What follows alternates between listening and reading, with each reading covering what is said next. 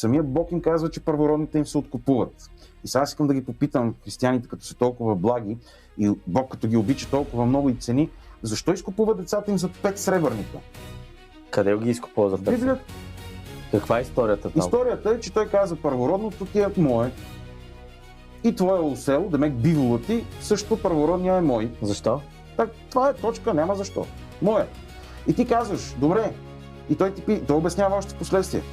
Ако не си откупиш осела, чупиш му врата.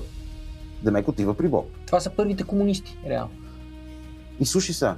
И напомня, след момента с щупения врат на осела, казва, и помни, че можеш да си откупиш детето. Защото иначе... И след време... Ма ти богохулстваш сега.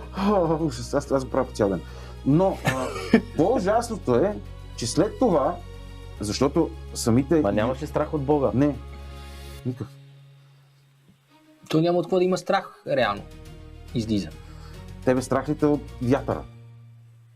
Не.